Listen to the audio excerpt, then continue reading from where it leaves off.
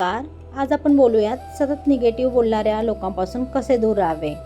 आपल्या आयुष्यात काही लोक असे असतात ज्यांच्याशी काही मिनिटे बोलल्यानंतरही मन थकून जाते. त्यांच्या बोलण्यात सतत तक्रार, भीती, दोषारोप, निराशा आणि इतरांविषयी नकारात्मकता असते. अशा व्यक्ती बदलणे ही आपली जबाबदारी नाही, पण त्यांच्या नकारात्मकतेचा आपल्या मनावर परिणाम होऊ न देणे ही आपली जबाबदारी आहे. सतत निगेटिव्ह बोलणाऱ्या व्यक्तीपासून दूर राहण्याचा अर्थ त्यांचा द्वेष करणे नाही, याचा अर्थ आहे स्वतःच्या मानसिक शांततेला महत्त्व देणे. अशा लोकांपासून दूर राहण्यासाठी सर्वप्रथम त्यांच्या प्रत्येक बोलण्याला प्रतिक्रिया देणे बंद करा. प्रत्येक तक्रारीला उत्तर देण्याची, प्रत्येक चुकीचे मत सुधारण्याची किंवा प्रत्येक वाद जिंकण्याची अजिबात गरज नसते.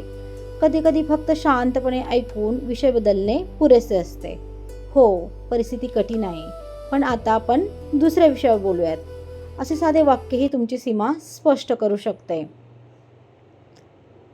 दुसरी महत्त्वाची गोष्ट म्हणजे अंतर ठेवताना अजिबात अपराधी वाटून घेऊ नका. तुम्ही एखाद्या व्यक्तीपासून दूर जाता म्हणून तुम्ही काही वाईट होत नाही.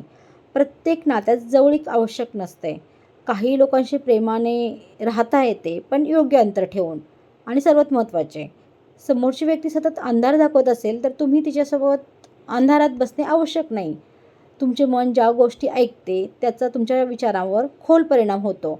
म्हणून कोणाला किती वेळ द्यायचा, कोणाच्या बोलण्याला किती महत्त्व द्यायचे आणि कोणत्या ठिकाणाहून शांतपणे दूर व्हायचे हे ठरवण्याचा अधिकार फक्त तुम्हाला आहे. काही लोकांना तुमची शांतता समजणार नाही.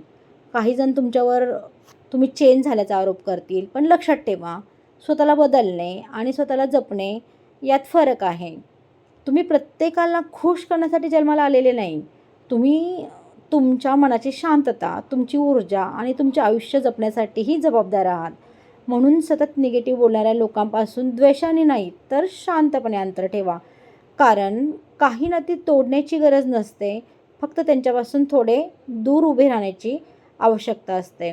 आणि कधीकधी स्वतःची मानसिक शांतता जपण्यासाठी घेतलेले हेच अंतर स्वतःवर केलेले सर्वात सुंदर प्रेम असते. धन्यवाद.